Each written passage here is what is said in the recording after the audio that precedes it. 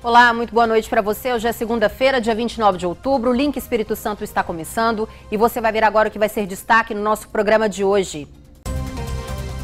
Segundo turno das eleições, tranquilo na Grande Vitória, sem filas e sem confusão. Jair Bolsonaro, o novo presidente, é o mais votado em 64 das 78 cidades capixabas. Governador eleito Renato Casagrande diz que espera uma relação institucional entre o próximo governo e o Estado. Na entrevista de estúdio, a gente repercute a vitória de Bolsonaro e o futuro do Partido dos Trabalhadores. E ainda, mais um policial é morto aqui no estado. O investigador da Polícia Civil foi assassinado no dia do aniversário da filha. Tudo isso e muito mais, agora no Link Espírito Santo.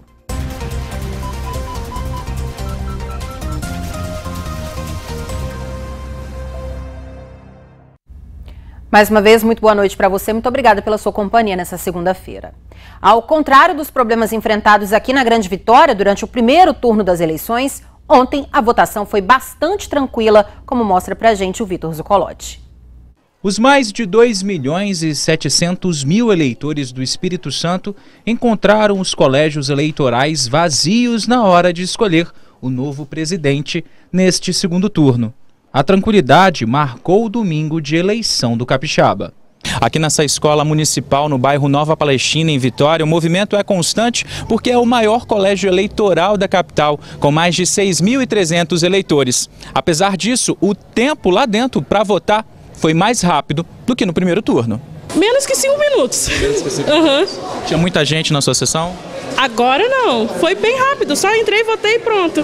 Mais tranquilo, foi rápido, rapidinho. Primeiro turno, você esperou quanto tempo para conseguir votar? Eu esperei mais ou menos uma hora. Uma hora? Uma hora. Hoje? Hoje foi segundos. Foi segundos. Primeiro da fila ali, nem teve fila. Neste outro local de votação, mais uma vez tudo calmo. A movimentação passou longe do que se viu no primeiro turno. Nesse colégio eleitoral, no primeiro turno, muita gente veio votar. E os trabalhos que vão até 5 horas da tarde foram estendidos para 7 horas da noite. Só que a situação no segundo turno está bem mais tranquila. Tanto que o eleitor não precisou nem enfrentar fila. As sessões eleitorais estavam vazias. Esse eletricista gostou da calmaria. No primeiro turno isso aqui estava infestado de muito calor, né? Muita gente, estava lotado. Hoje está mais tranquilo, né? Hoje está mais maleável, o pessoal já sabe o que escolher, né? Por aqui, o número de pessoas que justificaram o voto chamou a atenção. Eleitores como essa professora, que mora no Rio de Janeiro. Eu pretendi justificar do que viajar agora nessa época. E mesmo quem não tinha obrigação de votar, fez questão de exercer a sua cidadania, como este professor de 71 anos. Eu vim votar com muita consciência, porque é um momento histórico para o Brasil, em que tem dois partidos polarizados, um de muita esquerda e outro muito de direita. Então nós temos que tomar força pela educação. Bom, e no começo da noite de ontem, o Tribunal Regional Eleitoral divulgou um balanço sobre as eleições aqui no estado.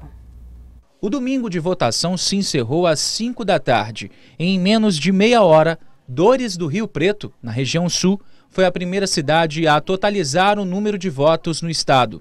Por volta de 7h10 da noite, o presidente do Tribunal Regional Eleitoral avaliou de forma positiva o segundo turno no Espírito Santo. Felizmente, a eleição transcorreu em clima de absoluta normalidade democrática. Não houve nenhum fato, ou nenhum episódio, ou nenhum incidente que justificasse uma atuação mais expressiva das forças de segurança ou do próprio TRE. Felizmente, o Espírito Santo deu ao Brasil uma lição de cidadania e de civilidade. Ao todo, 41 urnas apresentaram problemas e tiveram de ser substituídas em Boa Esperança, Cachoeiro de Itapemirim, Castelo, Marataízes, São Gabriel da Palha, Guarapari, além de todas as cidades da Grande Vitória. As chuvas que se abateram sobre o Espírito Santo na noite de ontem e na madrugada de hoje fizeram que nós tivéssemos uma série de municípios com luz, sem luz interligada hoje ao sistema da Excelsa. Mas felizmente nós estamos conseguindo encerrar o dia com praticamente todas as urnas já apuradas. Em todo o estado, Jair Bolsonaro, do PSL, teve 63,6% dos votos, contra 36,94% do candidato do PT, Fernando Haddad. Bolsonaro venceu em 64 cidades, o que representa 82% do total de municípios capixabas. O presidente do TRE também comentou sobre o número de abstenções no Espírito Santo. Mais de 570 mil eleitores não compareceram às urnas. No primeiro turno, esse número foi menor, cerca de 530 mil pessoas. O índice de abstenção no Espírito Santo se assemelha muito ao índice de abstenção nacional. O episódio não é exclusivamente do Espírito Santo. Na verdade, esse episódio, é um fenômeno nacional. O Centro Integrado de Controle e Comando da CESP totalizou 5 ocorrências durante o segundo turno. 2 ocorrências de boca de urna, 2 ocorrências de sigilo do voto, que é a questão do selfie, e uma ocorrência de estelionato em Cachoeiro de Itapemirim. Então foram ocorrências em Vila Velha, Vitória e Cachoeiro, mas uma quantidade muito pequena que nos demonstra que a eleição ocorreu na maior paz possível no Espírito Santo. O governador Paulo Artung e o governador eleito Renato Casagrande falaram o que esperam do próximo presidente. O governador Paulo Artung chegou cedo para votar neste colégio da capital. A votação foi rápida. Na saída, Artung falou sobre o que espera do candidato eleito. O que nós precisamos é de um plano de reformas para o país. O país precisa ser reformado profundamente. Da questão do reequilíbrio financeiro do país, do reequilíbrio orçamentário do país, até a necessidade de modernizar o país. Quem também votou pela manhã foi o governador eleito, Renato Casagrande. Ele chegou por volta das 11 da manhã e também não enfrentou fila. Após o resultado do segundo turno que elegeu Jair Bolsonaro presidente, o governador eleito do Espírito Santo, Renato Casagrande, organizou uma coletiva e falou da necessidade de reunificar a população. De fato, uma eleição muito tensa, polarizada, com disputa muito acirrada e exige de quem ganhou a eleição, num país com uma democracia tão grande como a nossa, assim, de uma eleição também tão rápida como foi, como tem sido as apurações, exige de quem ganha um passo em direção ao diálogo, um passo em direção à pacificação. E o presidente eleito Bolsonaro terá que fazer isso, até porque para ele é importante para que ele ganhe base para governar o Brasil. Casagrande, que é do PSB, comentou sobre o fato do presidente eleito Jair Bolsonaro ser de extrema direita. Casagrande afirmou que espera uma relação institucional entre o próximo governo e o Estado. Exigindo, não mendigando, mas sempre exigindo os direitos do Espírito Santo. Nós temos direitos aqui, o nosso Estado é um Estado que produz, que tem uma população que trabalha muito e a gente tem uma economia diversificada e pujante que precisa de ter esse reconhecimento do governo federal. Esse é o nosso diálogo para que a gente possa exigir os direitos dos capixabas. Bom, o link agora vai para um rápido intervalo e na volta a gente fala sobre a morte de mais um policial aqui no Espírito Santo. E tem ainda as notícias do Direto da Redação. Agora são 6h09, nós temos imagens das câmeras da Prefeitura de Vitória. Primeiro, o trânsito na reta da Penha. Desculpa, na reta do aeroporto. Agora sim o trânsito na reta da Penha, com trânsito intenso nos 2 sentidos da pista. Link Espírito Santo, sempre ligado em você.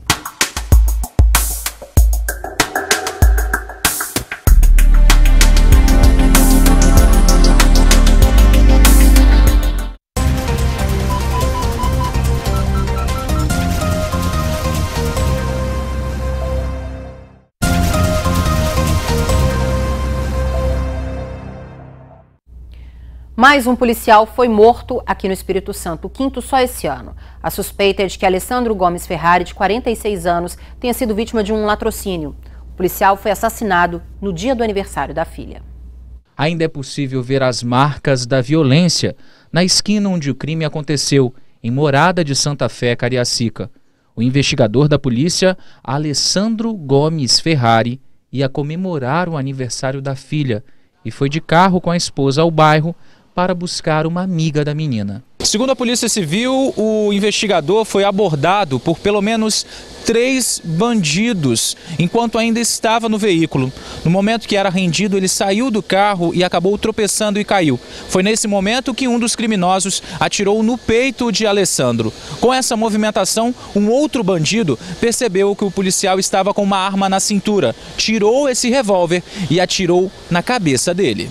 Os suspeitos fugiram e o policial chegou a ser socorrido, mas não resistiu aos ferimentos e morreu. Na manhã desta segunda-feira, o secretário de Segurança Pública afirmou que as investigações estão avançadas, mas seguem em sigilo. Nós temos que preservar, dar tempo a essa investigação para que nós não possamos atrapalhá-las. Então nós não podemos, neste momento, passar qualquer tipo de detalhe sobre as investigações, mas nós podemos adiantar que as investigações estão ocorrendo com celeridade. O secretário adiantou somente que a linha de investigação é latrocínio, roubo seguido de morte. As investigações trilham a linha realmente do latrocínio, né, que é o roubo seguido de morte do nosso policial. Um policial exemplar, muito querido dentro da Polícia Civil, né, um excelente pai de família, um excelente marido, um excelente pai. Então a sociedade perde um defensor e, infelizmente, essa família perde um pai. Só este ano, 5 policiais foram mortos e 6 baleados aqui no Espírito Santo. Em agosto, o soldado Walter Borges foi morto a tiros depois de sair de uma festa de aniversário. Em março, mais um policial militar, Afonso Melo, foi baleado na cabeça quando saía de um treino numa academia de São Torquato. Em abril, o soldado Lucas Sabino foi atacado por bandidos em Itacibá. O secretário de Segurança Pública ressaltou mais uma vez que as leis precisam ser modificadas para casos de crimes tão graves. Quando a gente vai verificar, né, os antecedentes desses indivíduos que cometem esses crimes, né, a gente verifica que são indivíduos com várias passagens. Passagens por roubo, passagens por tráfico, passagens por homicídio. A nossa legislação ela não consegue fazer com que esses agressores da sociedade, que cometem crimes graves contra a sociedade, permaneçam presos. As polícias, elas trabalham, elas prendem.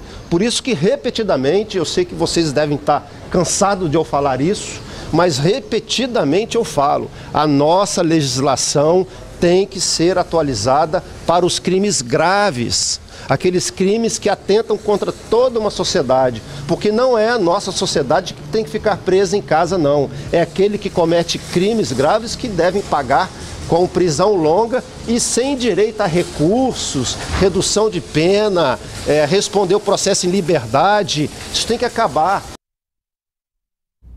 Bom, no final da tarde, o corpo do policial foi enterrado em um cemitério de Cariacica. O enterro aconteceu no bairro Santa Luzia, em Cariacica. Familiares e amigos, além de autoridades, vieram até o cemitério São Pedro dar o último adeus ao investigador Alessandro Gomes Ferrari, de 46 anos. Diversas coroas de flores foram levadas para homenagear o investigador.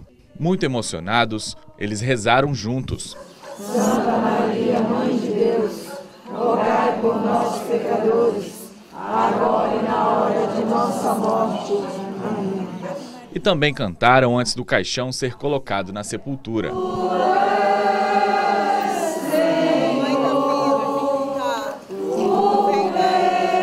A mulher de Alessandro foi amparada por familiares. Após o enterro, familiares e amigos não quiseram gravar com a imprensa. Todos estavam muito abalados, principalmente a viúva. O secretário de Segurança, Nilton Rodrigues, acompanhou o enterro e disse que nas próximas horas a polícia vai apresentar os suspeitos da morte do investigador. As investigações estão acontecendo, a Polícia Civil está totalmente dedicada a esse caso, a Polícia Militar apoia, né? O que eu posso dizer é que ninguém ficará impune, vão pagar por isso e nas próximas horas, até amanhã, nós vamos apresentar para a sociedade esses criminosos covardes que executaram o nosso policial civil. É isso que todo mundo espera, né? Que coisa triste. Bom, agora nós vamos direto à nossa redação com Arthur Meirelles, que tem mais notícias dessa segunda-feira pra gente. Boa noite para você, Arthur. Boa noite, Adriana. Boa noite a todos de casa que nos acompanham. Um acidente que aconteceu na madrugada desta segunda-feira deixou o trânsito complicado na região da Praia do Canto, aqui em Vitória, na manhã de hoje. Um carro bateu contra um poste na Avenida Saturnino de Brito, logo depois da Ponte de Camburi, no sentido centro. Segundo testemunhas, logo depois do acidente, o motorista saiu do veículo sem ferimentos e foi embora. O carro ficou atravessado na pista, o que gerou um longo congestionamento na região. O veículo foi recolhido por volta das 8h40 da manhã apenas. E agora a gente fala de uma notícia para os motoristas. Mais de 140 vagas de estacionamento rotativo começaram a funcionar hoje aqui na capital capixaba. Os parquímetros foram instalados na região da Enseada do Suá e da Praia do Suá. Lembrando que a multa para quem utilizar os estacionamentos de forma indevida é de R$ 200, além de 5 pontos na carteira. Só neste ano, mais de 3.500 multas foram aplicadas em Vitória pelo não pagamento do rotativo. E Adriana, na última semana o Ministério da Educação divulgou os locais onde cada estudante vai realizar a prova do Enem. E os locais são escolhidos pelo município onde cada candidato mora. Mas um estudante de Vila Velha teve o local de prova designado para Brasília, no Distrito Federal. Rodolfo Nag de Souza, de 17 anos, entrou em contato com o INEP para resolver a situação, mas o problema ainda não foi resolvido. O que tem causado desespero e revolta no adolescente, já que a primeira prova do exame já acontece no próximo domingo. Caso não consiga realizar a prova, o estudante afirma que irá entrar com o processo judicial. Adriana, esses são os destaques de hoje do Direto da Redação. Eu volto com você no estúdio. Boa noite. Obrigada, Arthur. Nós vamos agora para mais um rápido intervalo e no próximo bloco a gente volta a falar sobre a eleição de Jair Bolsonaro. Agora são 6h19, temos aí imagens do trânsito ali da Praça do Papa, na entrada para a Terceira Ponte. E agora a gente vê imagens do viaduto rodoviário, logo ali na descida da Segunda Ponte, com trânsito intenso no sentido centro. Link Espírito Santo, sempre ligado em você.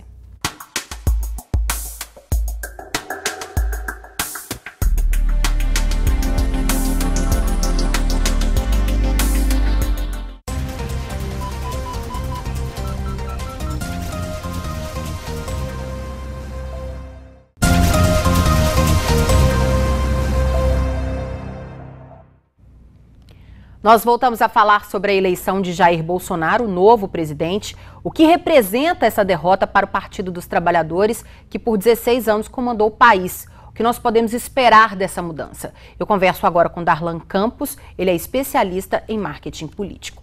Darlan, muito boa noite, seja muito bem-vindo ao Link. Obrigado pelo convite. Mais uma vez, né? Você já esteve comigo no primeiro turno e agora vamos repercutir esse segundo turno. Na verdade, não houve nenhuma surpresa, né? Aconteceu o que realmente as pesquisas apontavam. Exatamente, o Jair Bolsonaro manteve a liderança no primeiro turno, salta à frente e como aconteceu em todas as eleições que tivemos segundo turno no Brasil, nunca houve uma virada de eleição no segundo turno. Então o candidato que esteve à frente no fim do primeiro turno permanece ao final do segundo turno. E foi uma campanha completamente atípica, né? Nós não tivemos um corpo a corpo por parte do Jair Bolsonaro, muito em razão, né, do atentado que ele sofreu. Foi uma campanha feita basicamente pela internet, pelas redes sociais. Isso mostra que a política está mudando. Exato. Jair Bolsonaro, ao vencer, o primeiro pronunciamento que ele faz é via rede social. Então isso demonstra um novo patamar da realidade política que nós vivemos, coisa que outras democracias já estão vivendo, de uma utilização dos mecanismos em campanha digitais com muito mais profundidade e que aqui acontece. Mas podemos citar dois grandes fatos que marcam a eleição 2018. Primeiro, a Lava Jato. Todos os grandes quadros que tiveram, de alguma forma, foram atingidos pela Lava Jato, tiveram problemas nesta eleição, não conseguindo os seus resultados positivos. Segundo, foi a facada de Jair Bolsonaro, que impossibilitou que ele fosse primeiro aos debates e fizesse campanha pública, e isso, de alguma forma, o favoreceu na perspectiva em que ele ficou menos exposto a problemas de fala, de discurso ou questionamento do seu projeto. Agora, não adianta a gente pensar que o novo presidente vai ter vida fácil. O PT continua tendo a maior bancada na Câmara dos Deputados, com 57 deputados. Vai ser briga de cachorro grande, porque o PSL, o partido do Bolsonaro, tem 52. Mas a vida do novo presidente não deve ser fácil. A vida do novo presidente não vai ser fácil, porque o cenário brasileiro para a próxima legislatura não é fácil. Né? Vamos ter aí temos um forte déficit fiscal então problemas de cunho fiscal que precisam ser resolvidos. Temos uma reforma da Previdência que inevitavelmente vai precisar ser pautada no novo governo. Temos uma série de reformas que o Brasil precisa, a reforma tributária, a reforma política que também é necessária. Então, são muitos desafios e com certeza o Jair Bolsonaro vai precisar, nesse primeiro momento, montar uma base parlamentar que sustente as propostas que ele quer colocar em prática no país. Mas você acredita que ele deve ter dificuldade para aprovar essas reformas? Primeiro que toda reforma ela precisa de 3/5 do Congresso, 308 deputados. Hoje calcula-se que o Congresso é mais conservador, ou seja, a chamada bancada da bala, a bancada ruralista e a bancada evangélica e católica, ela aumentou para essa legislatura. Então, do ponto de vista atitudinal, ele vai ter algumas pautas morais com uma certa facilidade de passar no Congresso. Entretanto, pautas controversas que precisam de maioria e que impactam a população, você sempre tem aqueles que vão pensar na sua base eleitoral. Então, qualquer mudança constitucional existe desafios e ele não vai ter vida fácil, com certeza. Bom, existe aí uma grande preocupação por trás da eleição do Bolsonaro, principalmente por pessoas ligadas a movimentos LGBT, negros. Você acredita que muito do que foi dito durante a campanha foi bravata ou ele realmente é esse modelo que muita gente tem a imagem? Primeiro, precisamos deixar claro que em todas as democracias do Ocidente que nós temos o estatuto do segundo turno, um segundo turno é sempre marcado por um alto grau de divisão do país, uma vez que são apenas 2 candidatos. Então, isso é comum. O Brasil viveu uma realidade no qual esse tom foi um grau acima do que normalmente nós vimos nas democracias tradicionais aqui no Ocidente. Jair Bolsonaro já começou, já no final do segundo turno, já a amansar o discurso, falando muito em Estado de Direito, falando em democracia, de respeitar a Constituição, né? Repreendeu o seu filho que fez um vídeo que apareceu dele falando a respeito de fechar o STF. Então, ele começou a dar sinais de que, de fato, as instituições do Brasil estão funcionando e isso ele vai ter um desafio, então, de dialogar com elas. Então, a gente pode esperar. Porém, por outro lado, aqueles que perdem, eles ficam motivados a partir de um discurso que ouviram na campanha, colocam a culpa no candidato. Então, a tendência disso ainda permanecer nas próximas semanas, especialmente esse grau de animosidade. Darlan, a gente tem um país muito dividido, né? Você acredita que em algum momento o Bolsonaro vai conseguir unir de novo o país ou não? Ou essa ruptura ela vai permanecer? Podemos aí pensar em 2 perspectivas. Primeiro, o Bolsonaro não ganhou um cheque em branco. Vale lembrar que ele teve aí cerca de 10.700.000 votos a mais que o segundo colocado, Fernando Haddad. O Lula, nas suas 2 vitórias, teve mais de 20 milhões de votos do que o adversário. A Dilma, na primeira eleição, teve mais de 12. Então, isso significa que ele não ganha um cheque em branco para fazer aquilo que quer no país. É uma vitória expressiva e essa divisão, ela tende a se estabelecer de forma institucional. Uma oposição que sai fortalecida também, então apesar da derrota o PT sai com um saldo relativamente positivo. Se nós pensarmos que em 2016 o partido foi quase varrido, né, perdeu 60% das prefeituras que tinha anteriormente, perdeu diversos estados importantes, então isso faz com que a oposição saia fortalecida. Entretanto, há um cenário positivo para mudanças, especialmente de cunho conservador, uma vez que o Congresso é favorável a isso. E você acredita que o Bolsonaro ele vai conseguir, nem que seja a longo prazo, pelo menos minimizar esse momento que a gente está vivendo tão complicado, tão difícil, né, onde as diferenças estão sendo tão exacerbadas? Isso acontece por causa da eleição. Então, o próprio tempo vai fazendo com que essas coisas elas vão se ajeitando. Entretanto, nós podemos esperar uma oposição cada vez mais ferrenha. E você acredita também que os próprios eleitores de Bolsonaro também estão mais atentos, mais fiscalizadores, depois de tudo que o país viveu com a questão da corrupção? Em termos, uma vitória sempre leva a uma euforia. Então, assim como foi nas vitórias do PT, do Lula e da Dilma, onde os seus os seus simpatizantes foram às ruas, assim também acontece de forma lícita pelos partidários simpatizantes de Jair Bolsonaro. Passado a euforia da vitória, é hora de perceber a economia real.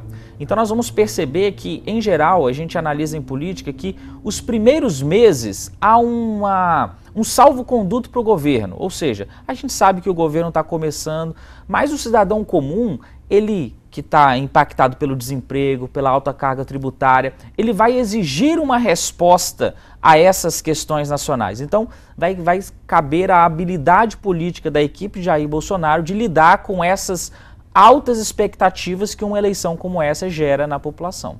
Bom, nós tivemos aí 16 anos de PT no governo e a gente pode afirmar que é o fim da era PT ou o Partido dos Trabalhadores tem aí 4 anos para tentar se reorganizar e, quem sabe, no futuro tentar uma nova eleição? Primeiro, nós podemos cravar que é o fim de uma época. Ou seja, depois da redemocratização, nós tivemos um ciclo que a gente chama do ciclo do real, onde todos os candidatos, eles comungavam de certos valores. Todos os candidatos, até antes da eleição de 2018, comungavam com valores a favor da democracia, contra a ditadura militar, a favor do processo de transição democrática que o Brasil viveu. Em 2018, Jair Bolsonaro rompe com toda essa perspectiva, né? Falando em seus pronunciamentos, muitas vezes contrárias a isso que era um establishment havia colocado nesse sentido. Então, abre-se um novo ciclo, com uma nova força política que surge tradicionalmente de direita. Então, agora, pela primeira vez, nós podemos cravar que no Brasil há um partido e um movimento político declaradamente de direita, com pautas conservadoras e que agora tende a se colocar no cenário. E isso vai fazer com que se abra um novo ciclo político. A oposição vai precisar se organizar se quiser levar a vitória na próxima eleição. Agora vamos voltar a trazer um pouquinho aqui para o Espírito Santo. Aqui no estado, Jair Bolsonaro venceu em 64 dos 78 municípios. A gente sabe que o presidente eleito é considerado de extrema direita, bem diferente de Renato Casagrande, que é o nosso próximo governador. Isso deve dificultar a relação entre Estado e União ou não? Em geral, você tem uma postura dos presidentes de uma relação menos partidária com os governadores. Isso é a tradição brasileira até o momento. Então vamos ter que aguardar para ver de que forma isso vai acontecer. A grande questão é que o Estado brasileiro está falido. Um déficit fiscal altíssimo, então pouca margem para que o presidente faça manobras para com o governo, seja do Espírito Santo ou de outros estados. Então a grande questão vai ser qual vai ser a capacidade de Renato de, dialogando com as forças políticas em Brasília, trazer recursos junto com a bancada federal para os grandes projetos que o Espírito Santo tem, como a duplicação da 262, da 101 e obras de infraestrutura, o aeroporto que agora foi finalizado, contorno do Mestre Álvaro e outras grandes obras de infraestrutura que o Espírito Santo precisa. Então esse vai ser o desafio da capacidade, tendo um Estado que está no momento econômico em baixa como está. Darlan, mais uma vez, eu gostaria de agradecer a sua presença aqui no Link e deixar aqui o nosso espaço sempre aberto. Muito obrigada. Eu que agradeço, estamos à disposição. Obrigada, uma ótima noite para você. Para você também. Bom, a gente vai agora para um rápido intervalo e na volta tem as notícias de todas as regiões do estado, então não saia daí que o Link Espírito Santo volta já.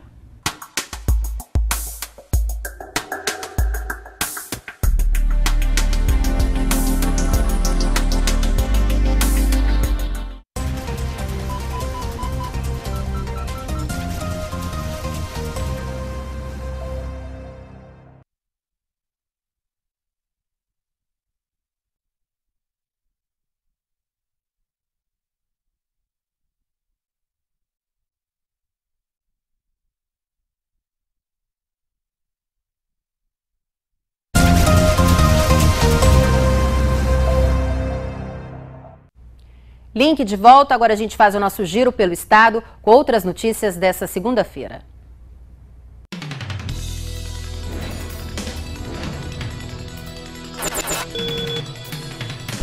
Olá, boa noite para você que nos acompanha aqui no Link Espírito Santo. Jair Messias Bolsonaro, do PSL, é o presidente eleito no Brasil e assume o cargo a partir de janeiro do ano que vem. Derrotou no último domingo, no segundo turno, o candidato do PT, Fernando Haddad. Com a maioria dos votos válidos, o presidente eleito terá 4 anos para colocar em prática tudo o que prometeu. Nós estivemos hoje nas ruas aqui de Colatina e, pelo que ouvimos do eleitor, a esperança é grande, mas a cobrança, pelo jeito, será ainda maior. Os brasileiros foram às urnas neste domingo, dia 28, para eleger o 38º presidente da República.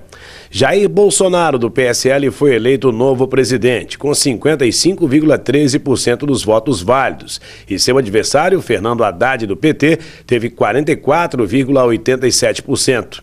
Aqui em Colatina, o candidato eleito à presidência, Jair Bolsonaro, teve 72,3% dos votos, o que significa 46.700 votos. Já o candidato derrotado, Fernando Haddad, teve 27,7%, 17.848 votos. Uma eleição significativa e expressiva do eleitor colatinense. E agora, o que a população espera do novo presidente a partir do ano que vem?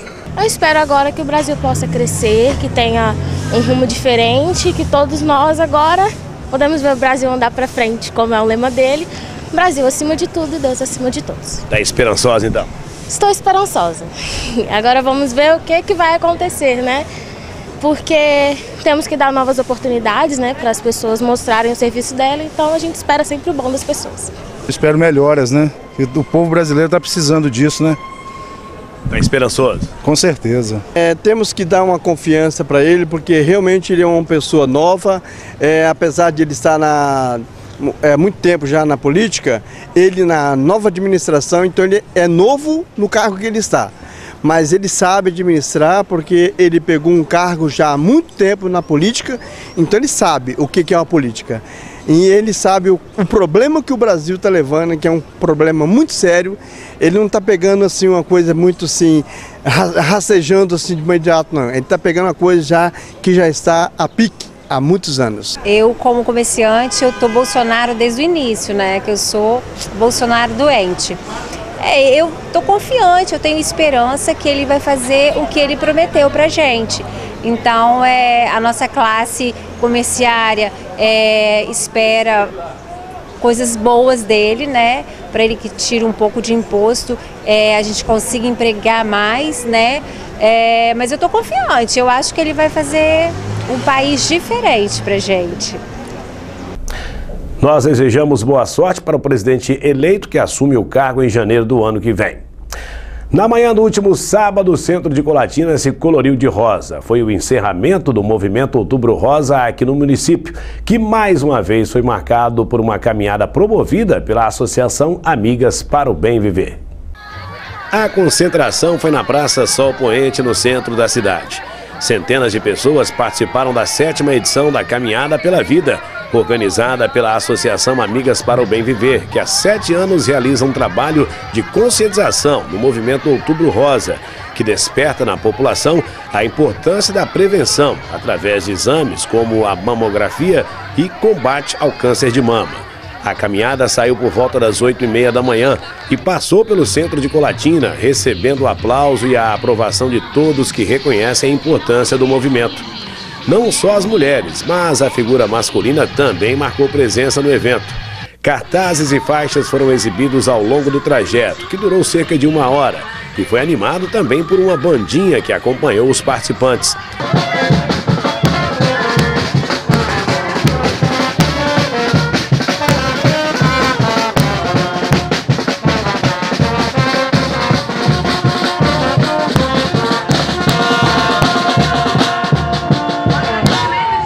Vários parceiros da iniciativa privada colaboraram com a Associação Amigas para o Bem Viver.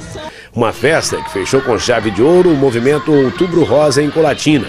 O movimento desperta a conscientização no mês de outubro, mas essa é uma preocupação que deve ser diária entre as mulheres no combate ao câncer de mama. No fim da caminhada, uma atividade de zumba colocou muita gente para se movimentar.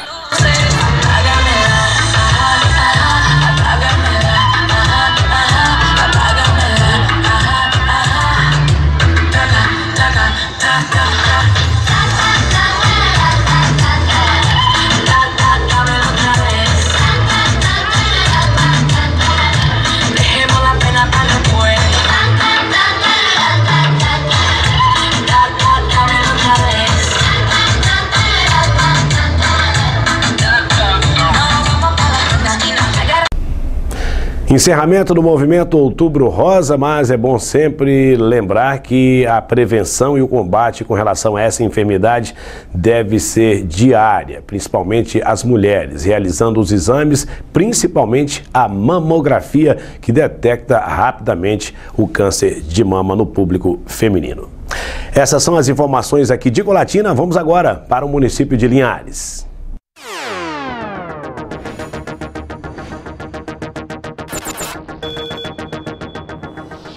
Olá, boa noite a você ligado no Link Espírito Santo. Falamos agora aqui de Linhares, trazendo os principais destaques da nossa região. Bom, o final de semana foi bastante violento em Linhares. 2 tentativas de homicídio foram registradas no bairro Aviso.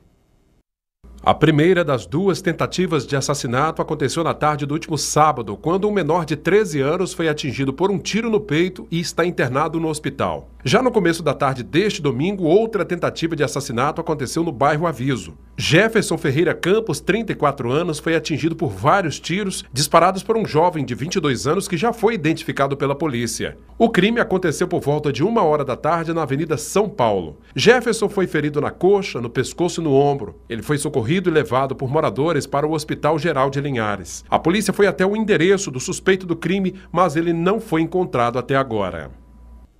Nesta semana, haverá mais uma sequência de reuniões com os impactados pelo desastre ambiental de Mariana. O objetivo é apresentar as entidades que vão prestar assessoria técnica aos moradores afetados.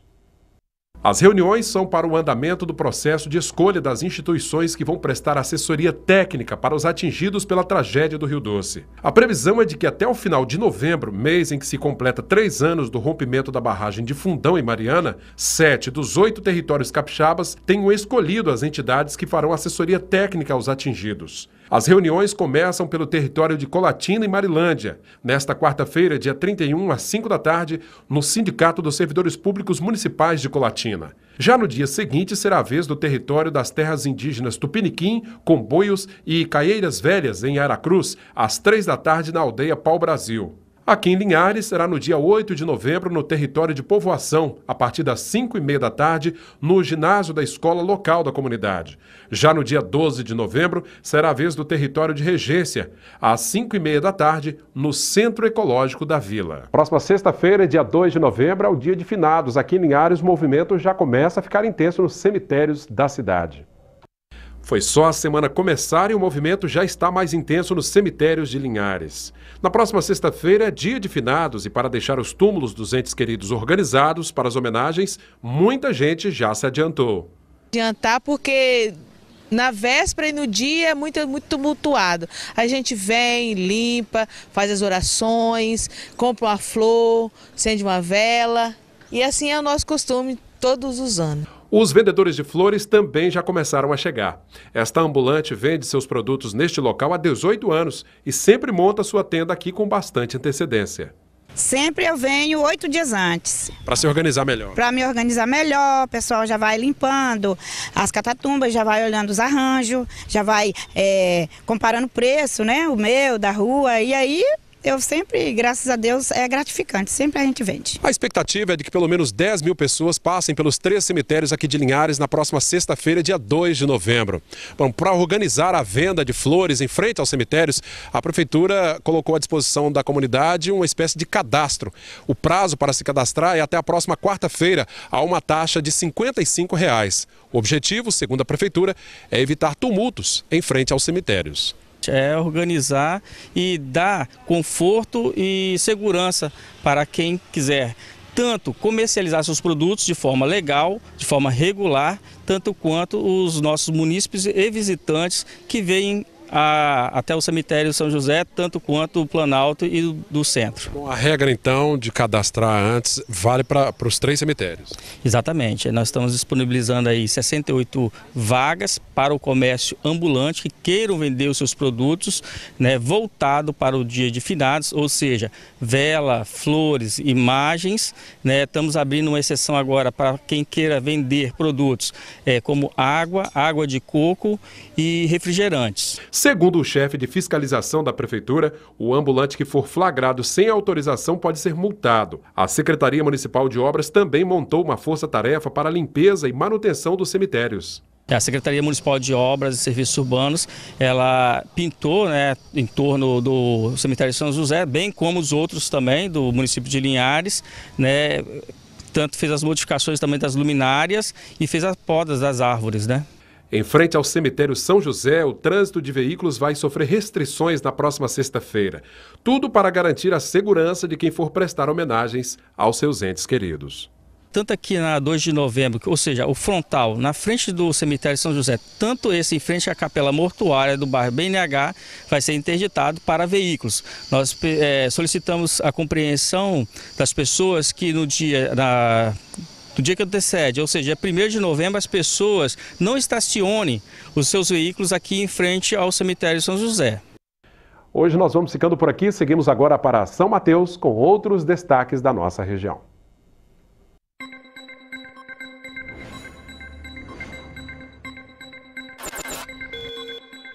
Olá, nos destaques de São Mateus e região do Link Espírito Santo. A manhã desta segunda-feira foi de apresentação de projetos científicos no CEONES. A repórter Nariane Lopes foi conferir. Alunos da Universidade Federal do Espírito Santo expõem projetos na 28ª Jornada de Iniciação Científica. A expectativa é que centenas de alunos passem por aqui.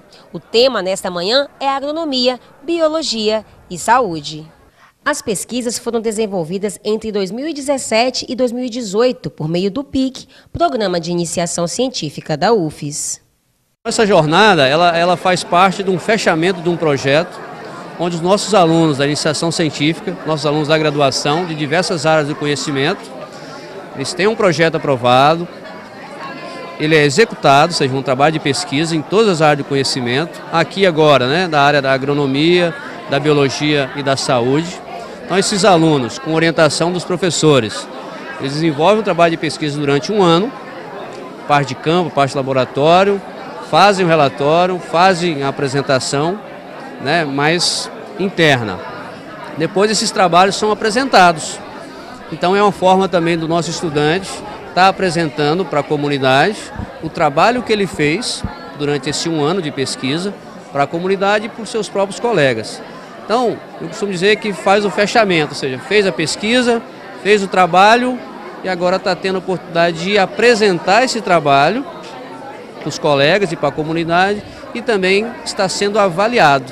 Então faz o fechamento do trabalho, ou seja, executou, escreveu, relatou e agora está apresentando para as pessoas. Um dos temas abordados foi a avaliação do acesso ao tratamento de depressão. Um assunto de extrema importância diante dos resultados das pesquisas nos últimos anos no país. O meu tema é sobre o acesso ao tratamento da depressão no Brasil, né, resultado da Pesquisa Nacional de 2013, onde o objetivo do projeto era avaliar o acesso ao tratamento da depressão no Brasil, que é uma das principais doenças atualmente, né, que é considerado como um problema de saúde público, e o intuito dessa pesquisa foi avaliar esse acesso. Essa pesquisa ela foi realizada em todo o território nacional de âmbito domiciliar, juntamente com o Instituto Brasileiro de Geografia e Estatística, onde foi utilizado um questionário para fazer a avaliação do acesso ao tratamento.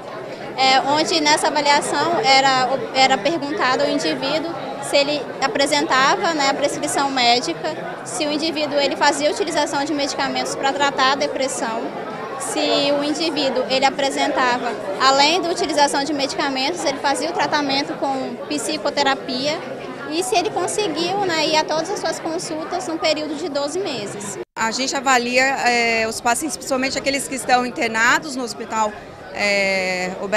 Dr. Roberto Silvares, e a gente vai questionar esses pacientes a respeito do uso de medicamentos antes da internação.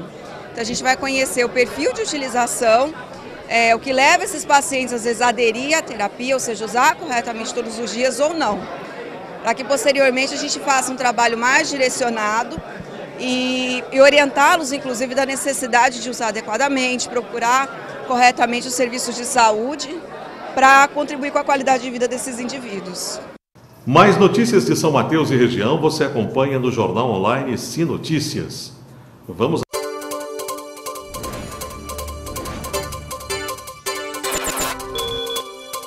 No último sábado, um forte vendaval atingiu o município de Aracruz. Segundo a Defesa Civil, foram registrados ventos de aproximadamente 70 km por hora, com duração de 15 minutos.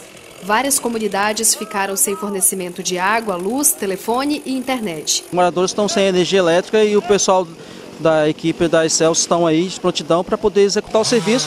Mas primeiro tem que fazer o corte dessas árvores que estão sobre a rede elétrica aqui e liberar a pista para voltar à normalidade. Esse é o dever da Defesa Civil. Aqui no bairro Jequitibá, uma árvore de aproximadamente 15 metros caiu em cima da casa de Dona Regina, danificando também a rede elétrica. A região ficou sem energia por mais de 20 horas. Aconteceu por volta de 6h30 e o susto foi muito grande, porque a energia piscou uma vez, na segunda veio aquele...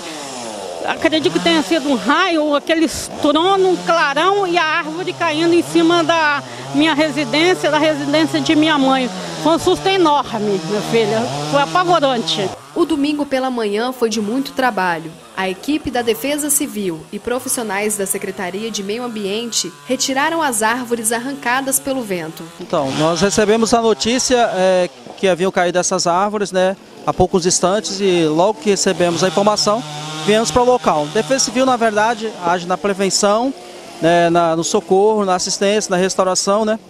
E nesse caso agora, a função nossa é observar a questão do risco, inclusive as residências, né, onde a árvore caiu, e justamente estar auxiliando nessa questão, né, trazendo aqui, inclusive a Secretaria de Meio Ambiente já estão cortando, né, os galhos aqui, fazendo corte. A imagem do restaurante e churrascaria Tropeiro Gaúcho é impressionante. A força do vento arrancou o telhado.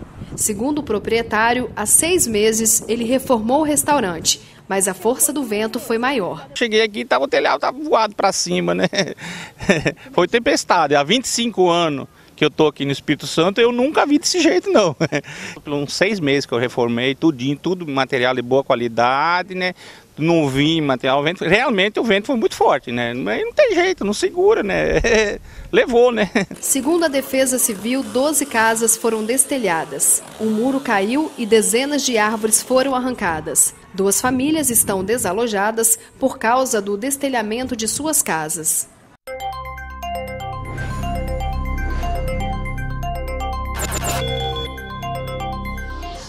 Olá, e a gente abre nossa participação falando do temporal nesse final de semana aqui no sul do estado, que causou estragos em várias regiões. De acordo com o Climatempo, os ventos chegaram a 80 km por hora.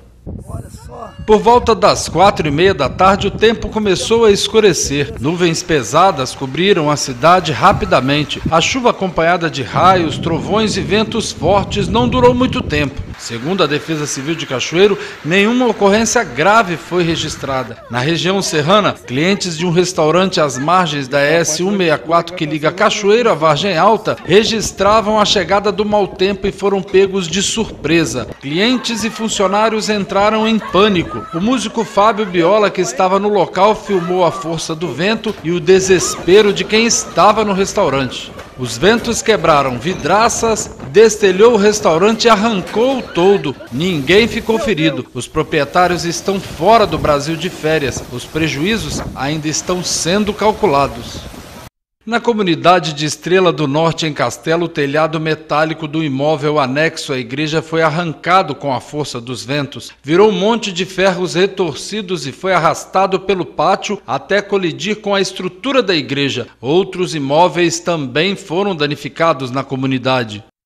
Em outras regiões, o temporal derrubou árvores e interrompeu estradas, deixando algumas regiões sem fornecimento de energia, como em Alegre, Cachoeiro, Guaçuí, Rio Novo e Vargem Alta. Segundo a concessionária que cuida do fornecimento de energia, todo o efetivo está trabalhando em atendimento reforçado, com mais de 150 equipes em campo, e o fornecimento está sendo normalizado. Em Alegre, 2 famílias ficaram desalojadas e o IFE suspendeu as aulas desta segunda-feira para efetuar reparos por causa do temporal no final de semana.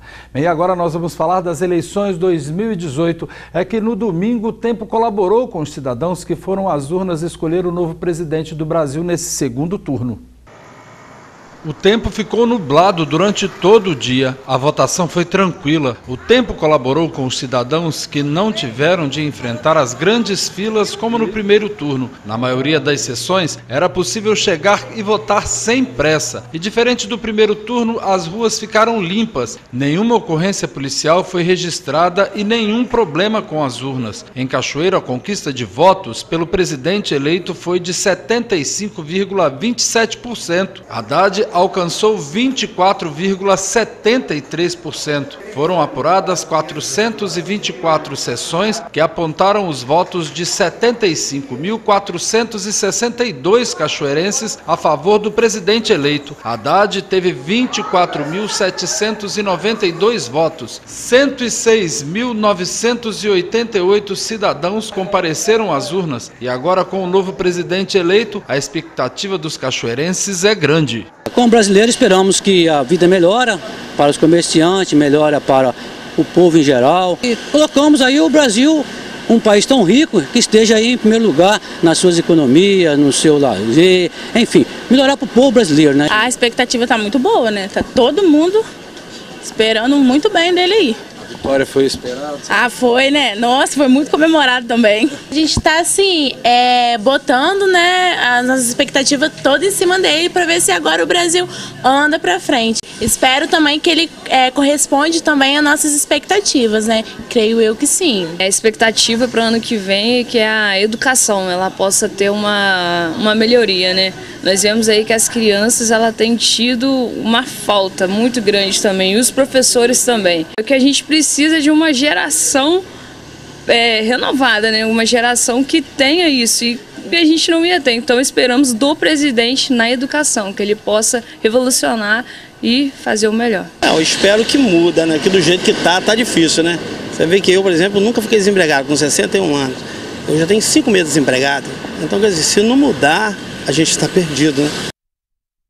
Bem, esses foram os destaques aqui no sul do estado de Cachoeiro de Itapemirim. Nós voltamos à Vitória.